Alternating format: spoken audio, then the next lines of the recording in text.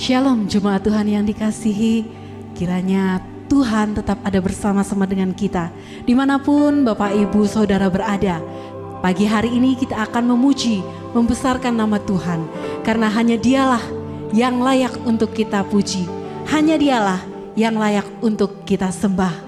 Karena itu pada pagi hari ini kita mau menaikkan puji-pujian kita mau naikkan penyembahan kita di hadirat Tuhan.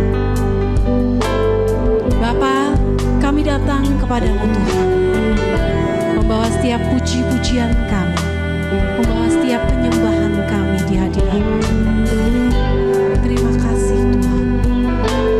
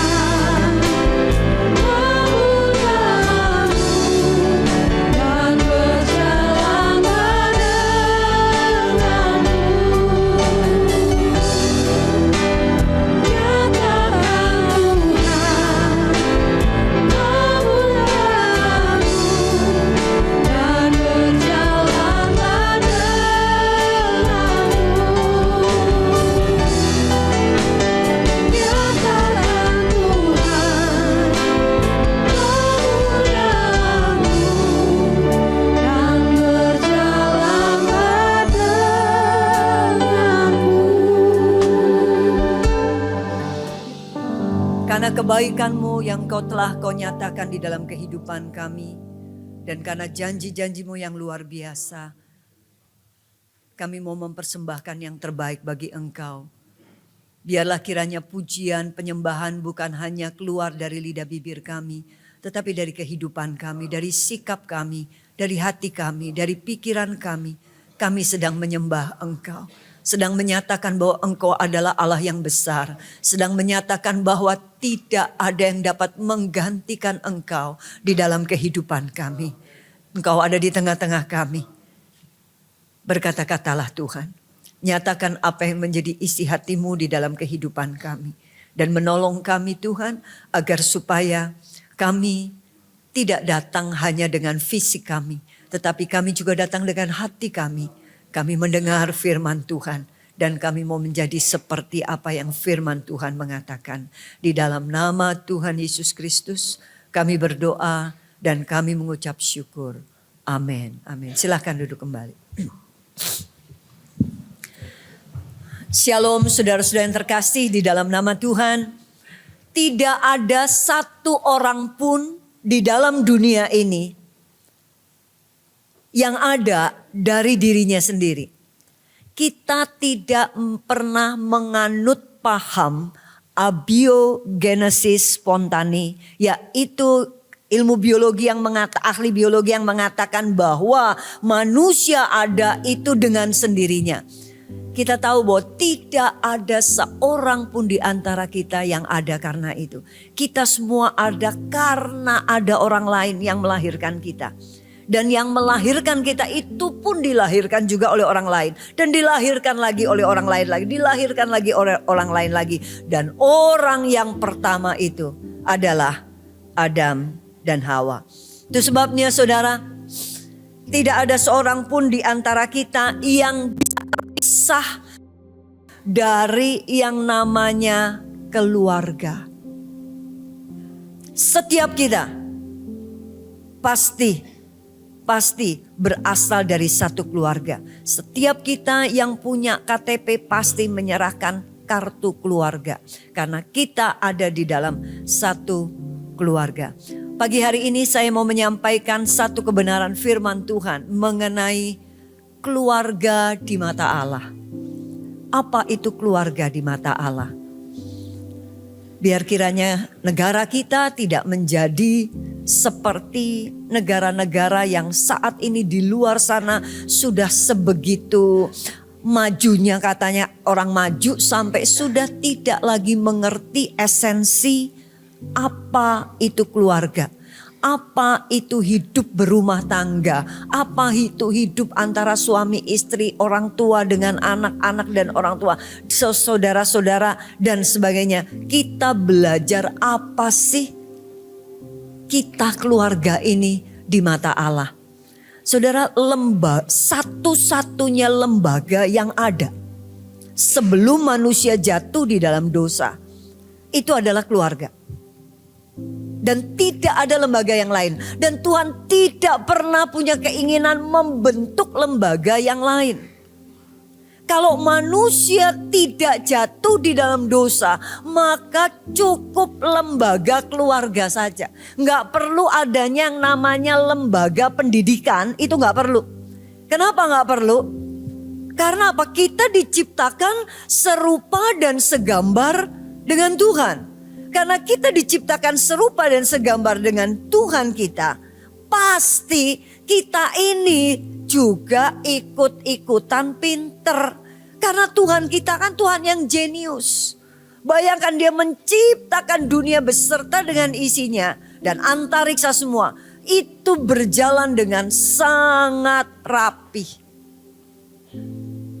Jenius Tuhan kita. Itu berarti kita pun pasti jenius sehingga gak perlu sekolah.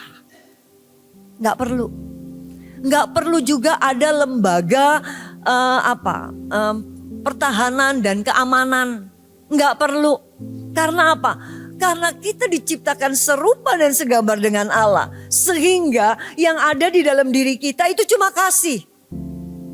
Kasih yang ada di sini. Sehingga buat apa ada pertahanan dan keamanan? Karena pasti tidak akan pernah ada perang. Tidak akan. Nggak perlu dibentuk lembaga-lembaga yang lain karena setiap kita pasti dapat berjalan dengan baik. Tetapi kemudian kita tahu manusia jatuh di dalam dosa. Dan sejak manusia jatuh di dalam dosa, mulailah dibentuk lembaga, dan lembaga.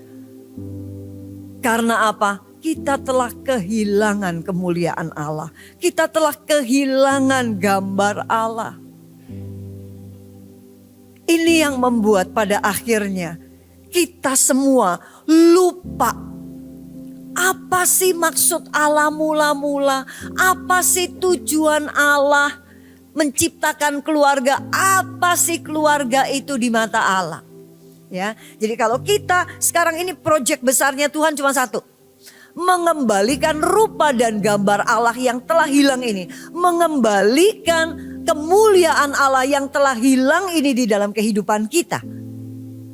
Supaya semua itu kembali seperti dulu sedia kala pada waktu manusia belum jatuh di dalam dosa. Nah, mari sekarang kita belajar bahwa Tuhan itu menciptakan kita, menciptakan keluarga, lembaga ini. Tujuannya adalah apa? Karena melalui keluarga inilah, ini tempatnya di mana Allah dimuliakan. Tempatnya Allah dimuliakan. Kalau kita melihat di dalam Yesaya pasal yang ke-43. Ayat yang ke-7.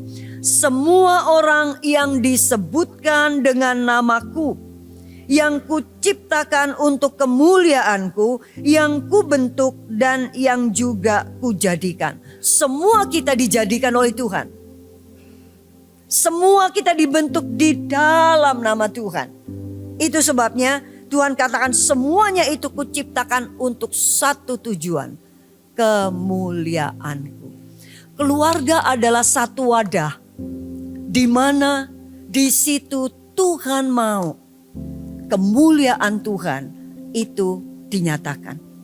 Karena keluarga ini adalah tempat di mana Allah ada. Jika 1-2 orang berkumpul di dalam nama Bapa, Tuhan ada di situ. Tuhan ada di tengah-tengah keluarga. Karena Tuhan ada di tengah-tengah keluarga. Dan karena kalau kita lihat Kejadian 1 ayat 26. Berfirmanlah Allah, baiklah kita menjadikan manusia menurut gambar dan rupa kita. Dan ayat 27, maka Allah menciptakan manusia itu menurut gambarnya. Menurut gambar Allah diciptakannya dia, laki-laki dan perempuan diciptakannya mereka. Gambar Allah itu ada pada siapa? Pada laki-laki dan perempuan. Bukan pada laki-laki. Bukan pada perempuan. Laki-laki dan perempuan. Bisa paham ini ya? Bukan salah satu. Tapi harus dua. Itu sebabnya Tuhan tidak baik manusia itu seorang diri saja. Tuhan kemudian gabungin laki-laki dan perempuan. Dari laki-laki dan perempuan inilah kita lahir. Kita lahir dari gambar Allah. Kita lahir dari apa yang merupakan image Allah ada. Disitulah kita. Jadi saudara, pada waktu Allah ada di situ, disitulah kemuliaan Tuhan ada. Jadi keluarga itu adalah apa? Tempatnya Allah itu dimuliakan. Gambar ini menjadi hilang, kemuliaan ini menjadi hilang setelah kita jatuh di dalam dosa. Nah, saudara, kita harus mengerti bahwa perempuan dengan laki ini adalah teamwork. Ini nggak boleh yang satu lebih menang, yang satu ngalah. Yang satu kalah terus nggak boleh. Dua-duanya ini adalah diciptakan untuk membentuk gambar Allah ini. Itu sebabnya yang namanya suami istri keluarga itu harus mengerti, saling support. Saya penuh dengan kekurangan. Pak Gatut penuh juga dengan kekurangan. Tetapi kita juga tidak melulu isinya dengan kekurangan. Kita juga punya kelebihan. Suami saya juga punya kelebihan. Nah, waktu digatuk ini, waktu sendiri, saya tidak sedang menunjukkan kemuliaan Allah. Enggak. Tidak.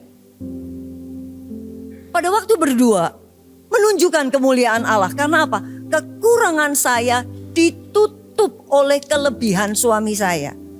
Kekurangan suami saya ditutup oleh kelebihan saya. Itu sebabnya kenapa suami istri pada waktu menikah kelihatannya memang koyok bumi banding langit.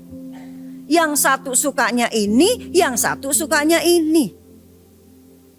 Memang.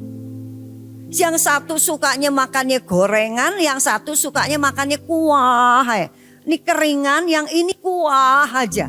Kenapa? Supaya bisa saling nolong. Sehingga yang terus makan keringan aja nih dibantu untuk apa? Untuk juga suka makan kuah-kuah. Karena makan keringan aja gak bagus. Yang satu nih sabar, yang satu nih gak sabar. Terus dibawa supaya akhirnya menjadi sabar. Dua-dua ini dibutuhkan, diperlukan untuk menunjukkan kemuliaan Allah. Dan pada waktu ada penyatuan ini, disinilah ada perubahan. Dan pada waktu ada perubahan itulah Allah sementara sedang dipermuliakan. Esther dulu dengan Esther yang sekarang setelah menikah 180 derajat. Ada perbedaan yang luar biasa. Yang sampai keluarga saya hampir. Kok kamu begini? Kok kamu begini? Dulu saya gak punya sikap itu. Sekarang saya punya sikap yang berbeda. Sikap yang lebih mempermuliakan Tuhan. Nah, saudara, tempat yang paling aman pembentukan itu adalah keluarga. Karena kalau di dalam keluarga nggak ada yang rasa nggak enak. Itu tempat paling nyaman. Dan di dalam keluarga kita nggak malu. Kalau di depan orang lain kita malu. Saya jujur kadang-kadang nih ya. Halo, habis khotbah.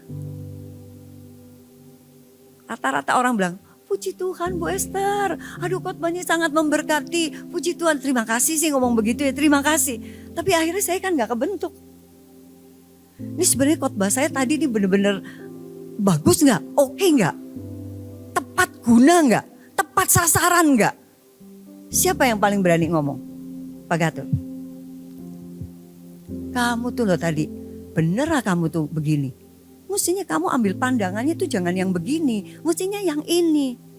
Oh iya ya, kenapa kamu udah ngomong ini kamu gak terusin sama ini? Ini kan paket mestinya. Oh iya ya. Tapi kan gak ada yang berani ngomong. Sungkan, takut nanti Bu Esther tersinggung lagi. Dan keluarga tuh tempat kita tuh gak malu, sama sekali gak malu. Dan disitulah kita bisa dibentuk. Kita bisa menjadi siapa kita sebetulnya itu di dalam keluarga. Gak malu menyatakan who am I. Ini saya begini ini. Gak malu. Tapi kadang-kadang anak saya ngomong gini. Aduh papa, aku ya tahu loh papa tuh dari Pelampangan, aku ya tahu. Tapi mbok yo papa, ojo nunjukin Pelampangannya tuh loh pak. Kadang-kadang tuh anak saya ngomong gitu. Kita nggak pernah malu sama sekali. Saya melihat itu juga nggak pernah ada masalah. Di situ kita mulai dibentuk, coba begini ya, coba begini, ininya coba begini, ininya coba begini.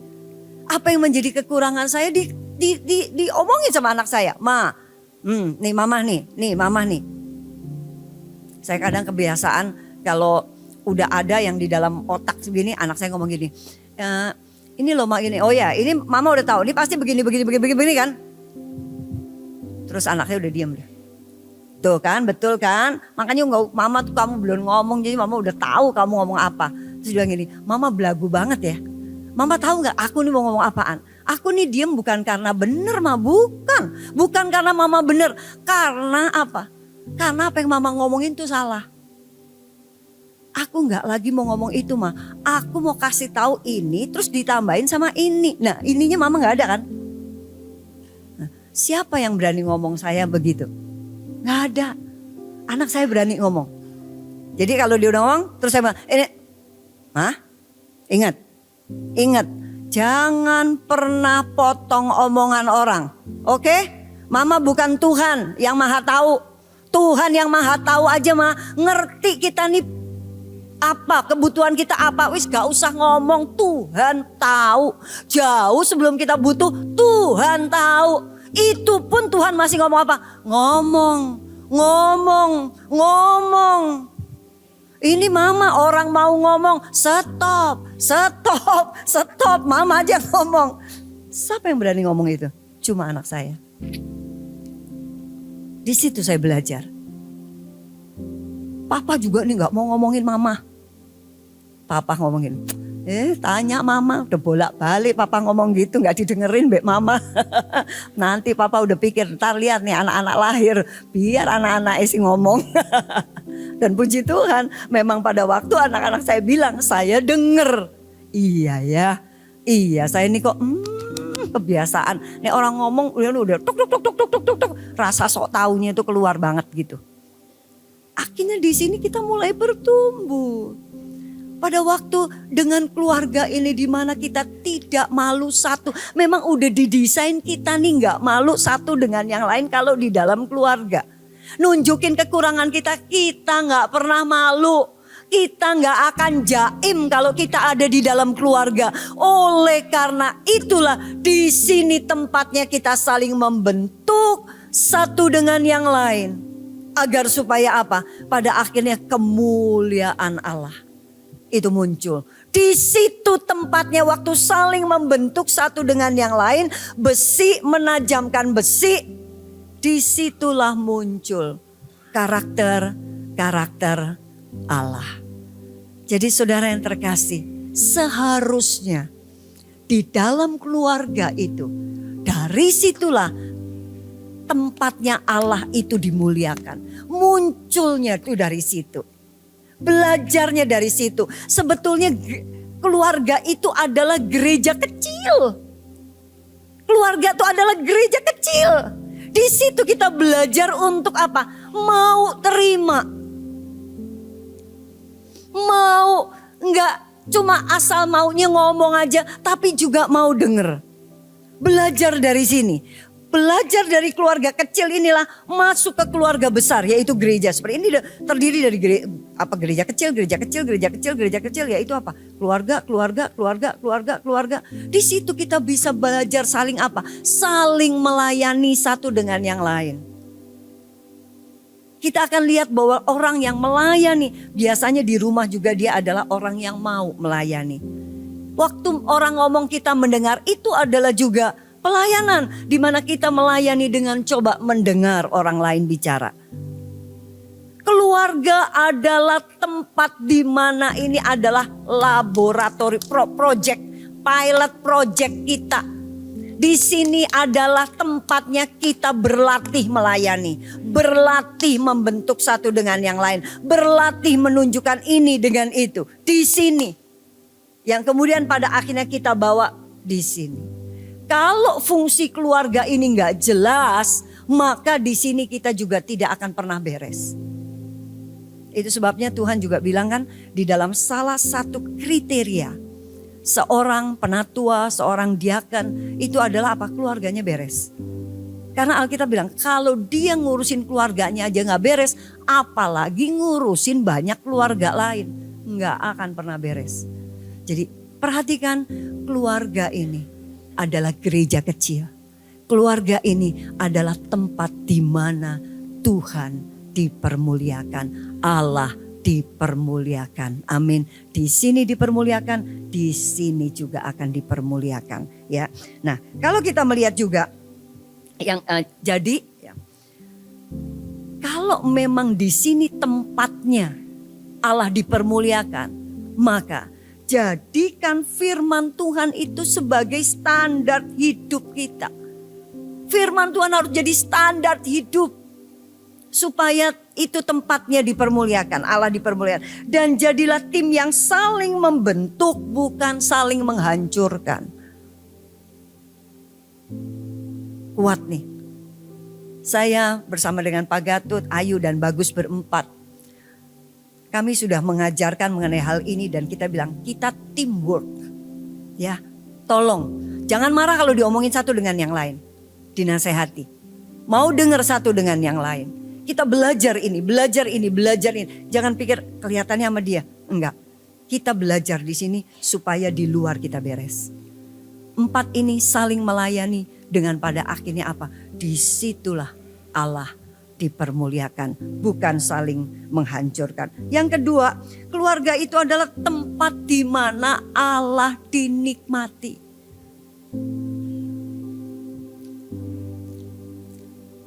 Bapa, Anak dengan Roh Kudus, Trinitas ini.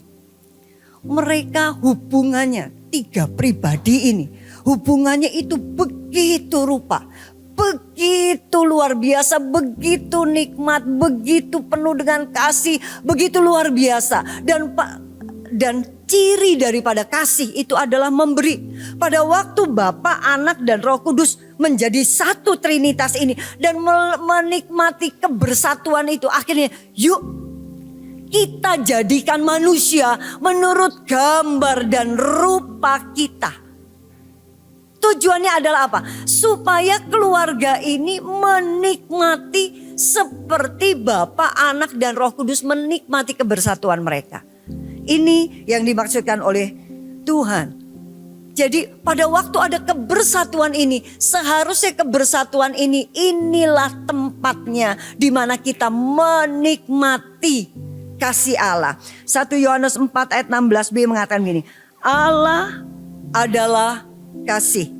Dan barang siapa tetap berada di dalam kasih, ia tetap berada di dalam Allah dan Allah di dalam dia. Kasih. Kasih. Keluarga bukan cuma sekedar ada di dalam satu house, rumah, tetapi di dalam suatu home. Kita kenal home, sweet home. Pada waktu masing-masing sadar bahwa kita ini adalah serupa dan segambar. Di sini ada kasih. Kasih itulah yang saling. Rumah adalah tempat di mana kita bisa diterima kekurangan kita. Kita sadar kita gak sempurna.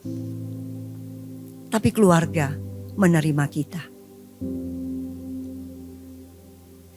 Rumah adalah tempat di mana pada waktu kita gagal, kita tetap masih bisa diterima. Mungkin kalau orang lain gak bisa nerima. Tapi keluarga bisa nerima. Nerima gak kita gak sempurna, nerima kita gagal, nerima kita jatuh dan sebagainya. Pada waktu kita lemah, keluarga tempat saling menguatkan satu dengan yang lain. Disinilah waktu kita merasakan itu, aduh nikmatnya. Hari Senin kemarin saya jatuh sakit. Betul-betul sudah gak bisa bangun, gak bisa apa. Saya cuma lemes, gak makan aja rasanya, buka mulut aja rasanya gak punya kekuatan. Rasanya saya udah mau masuk ICU tapi saya males di rumah sakit. Ingat tugas ini, aduh sudah gak ada di rumah aja deh, di rumah. Dan saya dalam keadaan sakit. Tapi air mata saya mengalir bukan karena saya sakit. Saya mengalir karena apa? Saya melihat bagaimana keluarga menunjukkan rasa kasihnya kepada saya. Disitulah saya menikmati, oh Tuhan, hidup dalam satu keluarga ini luar biasa. Luar biasa. Bukan cuma makanya tuh udah dibilangin jangan begitu, masih begitu tuh makanya sakit. Bukan seperti itu. Tapi pada waktu sakit, oke, mama makan ya, harus makan. Jangan gak makan, nanti makan obatnya gimana, kena lambung. Ayo mulai tak ngomong ilmu kedokterannya. Oke, ya. Terus ini ini macam-macam di ini, aduh menikmati. Keluarga adalah tempat kita bisa betul-betul menikmati kasih Allah mengalir dari berbagai macam penjuru. Oh, di situ luar biasa ya, saudara. Jadi keluarga ini adalah laboratorium kasih. Di mana di dalam kasih kita tahu kasih itu apa? Sabar. Ini loh laboratoriumnya. Di sini di gereja nih kita praktekkan nih. Di sini laboratoriumnya. Diuji kesabarannya, kemurahan hatinya. Ya, tidak sombong dan seterusnya, kita tahu di dalam 1 Korintus 13. Semua nih di sini nih kita dibentuk, di sini pada akhirnya kita menikmati, dan kalau kita puas cukup dengan itu, keluar kita akan menjadi orang yang tidak akan menuntut apapun. Kita lihat ya, kenapa ada orang kok begini. Itu kenapa? Karena apa? Karena di laboratoriumnya itu gak beres. Karena masa kecilnya gak beres. Ada orang yang cari perhatian, terus pokoknya apa-apa harus dia. Gak ditanyain sedikit mulai marah, mutung. Mulai gak dijadiin sesuatu, marah, mutung. Kenapa? Karena masa kecilnya gak ada dinamika ini. Dinamika di antara keluarga saling mengasihi. Sehingga kita kenal yang akhirnya namanya hutang eksistensial, yang namanya hutang masa kecil. Semua ahli psikologi tiap kali mau konseling dia pasti gak jauh-jauh. Ujung-ujungnya apa? Bukan ujung-ujungnya. Kalau kita mau ngomong apapun pasti dia akan ngomongnya apa? Dulu masa kecil kamu gimana? Pasti. Karena masa kecil inilah masa kecil di dalam keluarga inilah yang akan membentuk kita menjadi pribadi yang seperti apa. Dimana kalau di sini betul-betul saling kerja satu dengan yang lain. Oh, di sini dibentuk beneran sampai jadi produk unggul. Launchingnya di mana? Launchingnya di gereja sini. Ya. Kita gak sempurna, kita produk tidak sempurna. Tapi produk yang tidak sempurna ini bekerja terus di sini. Sampai akhirnya kita juga belajar waktu ada di dalam wadah yang lebih besar. Kita menjadi orang-orang yang tidak ada tuntutan apapun. Enough. Keluarga, saya ada kasih di dalam keluarga. Di dalam kasih ada, di dalam keluarga ada ini. Di dalam keluarga ada penerimaan. Di dalam keluarga saya dimaafkan. Di dalam keluarga saya ini. Jadi saya nggak nuntut lagi yang lain-lain. Puas, sehingga di luar isinya hanyalah memberi, dan saling memberi. Amin. Ya. Jadi keluarga ini tempatnya Allah. Kita betul-betul dinikmati. Jadilah pribadi yang seperti Allah Tritunggal ini. Kebersamaan ini. Jadi keluarga jangan sampai ya pecah. Aduh, jangan sampai. Yuk. Karena ini adalah gambaran Tritunggal. Dan Allah lagi mau ngomong, yuk seperti kita yuk. Kita enak loh, kamu juga enak ya, kalian enak ya. Ini tujuannya Allah menciptakan manusia. Dan yang ketiga adalah keluarga itu adalah tempatnya Allah memberkati. Di dalam Kejadian 1 ayat 28a mengatakan Allah memberkati mereka.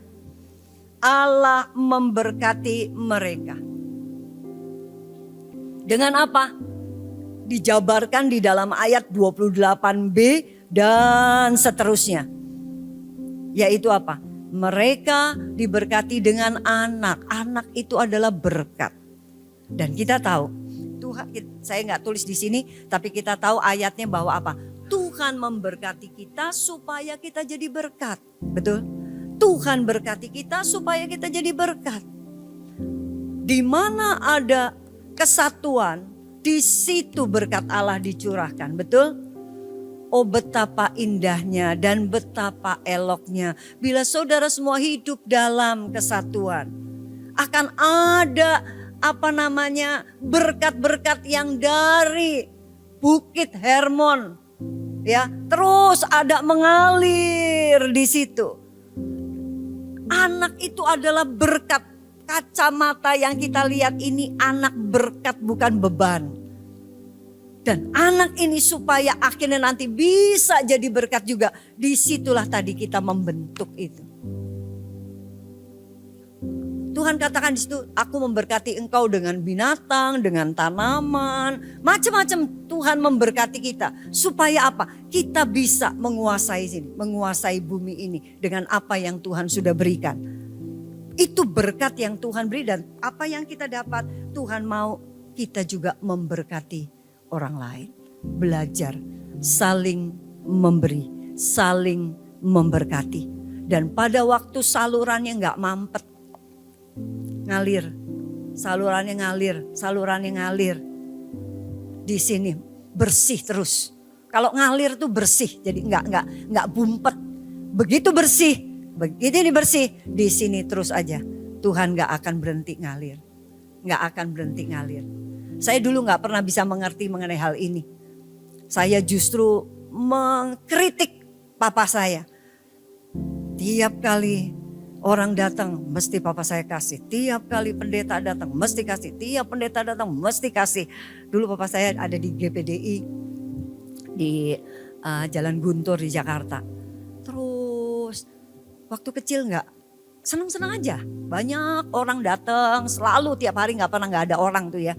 Selalu akan ada tamu datang dan papa selalu ngasih. Begitu udah besar pikir waduh iya kalau papa anaknya 1, papa anaknya 8. Nah dengan memberi kan berarti stok warisan berkurang nih. Nah kalau stok warisan berkurang dibagi 8 udah ngerti matematika kan. Ngitung nih dibagi 8 jadi berapa nih. Waduh gak bisa caranya gini. Jadi tiap kali ada ini datang proposal. Oke om nanti Esther sampein om atau siapa kita sepakat ya anak 8 sepakat. Luar biasa kesepakatan zaman waktu itu ya. Bisa 8-8-nya benar-benar sepakat. Enggak 99,99 100,00% sepakat. Kita gak mau memberikan ini kepada papa.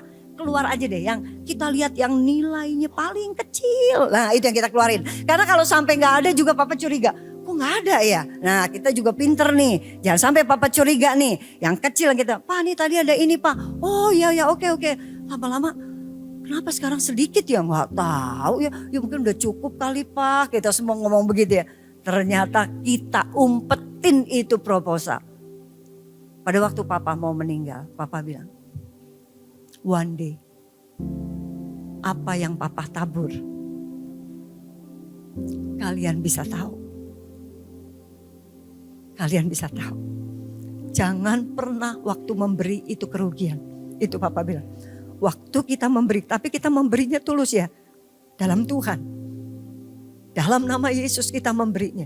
Gerakan Tuhan. Kamu akan menuai lipat kali ganda. Itu yang papa katakan. Dan pada waktu kami mulai. Papa gak ada.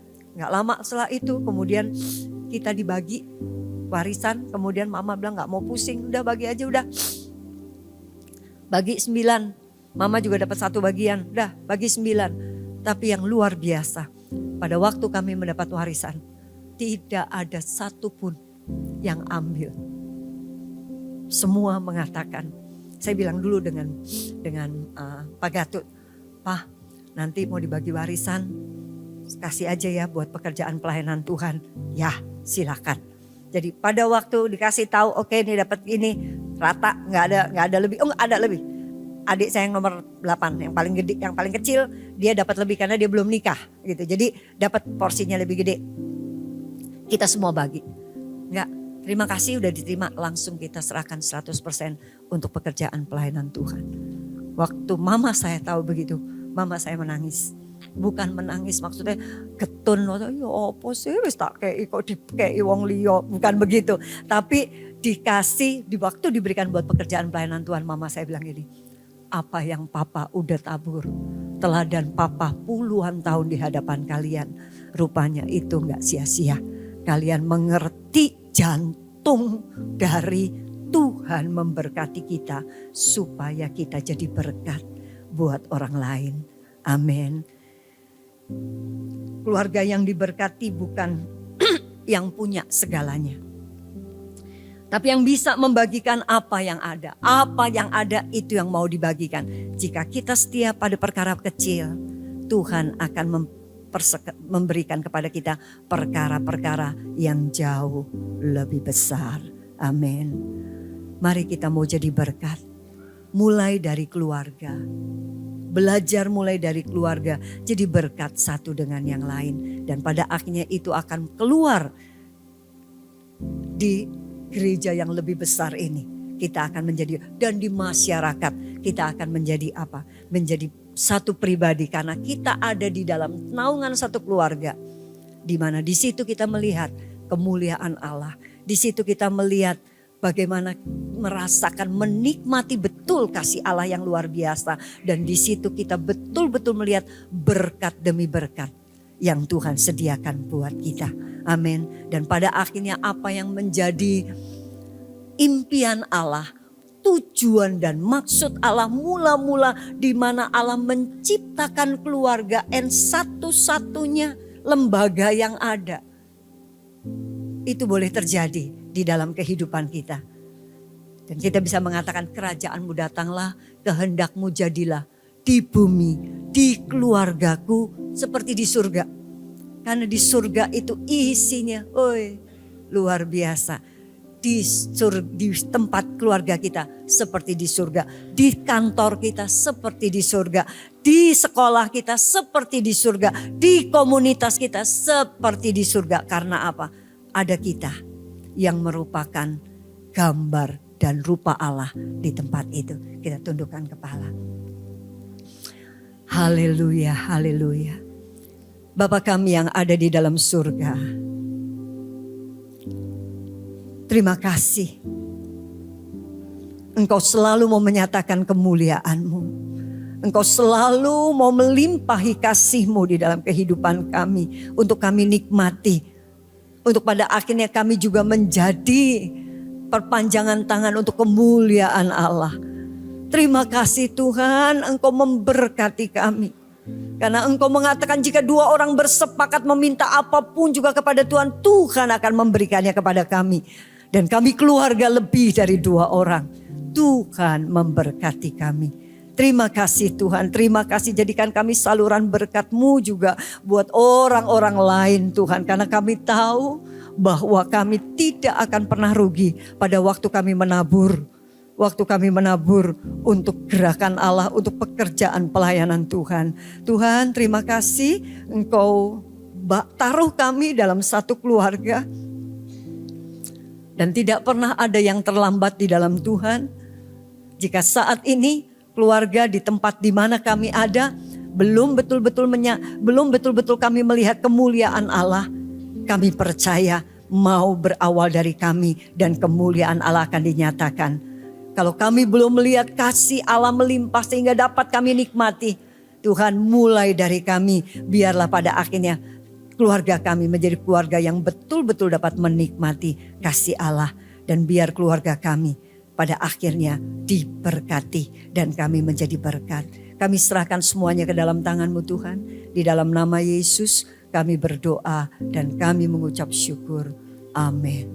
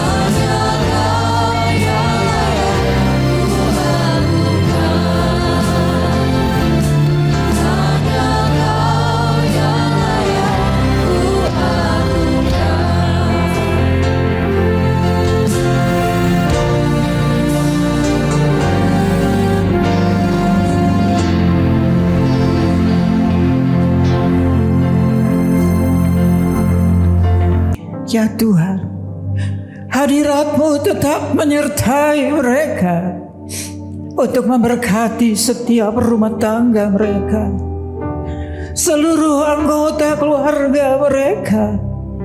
Berkatilah usaha dan mata pencaharian umat-Mu. Berkatilah roti dan air mereka. Berkatilah umat-Mu ini dengan kekuatan dan kesehatan. Sesungguhnya Dikau sangat mengasihi umat-Mu. Seluruh umat-Mu ini ada di dalam telapak tangan-Mu, dan tak seorang pun dapat merampas mereka, domba-domba-Mu ini, dari dalam tangan-Mu. Hamba-Mu berdoa, bawalah seluruh sidang jemaat-Mu ini semakin hari semakin dekat kepadamu, semakin mengasihi Engkau ya Tuhan, sehingga mereka boleh tiba di puncak bukit kesucian-Mu dan memandang wajah-Mu yang indah.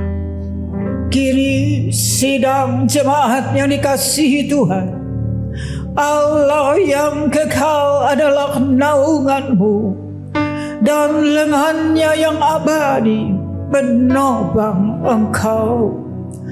Tuhan memberkati Engkau dan melindungi Engkau. Tuhan menyinari Engkau dengan wajah-Nya, serta memberikan Engkau kasih karunia.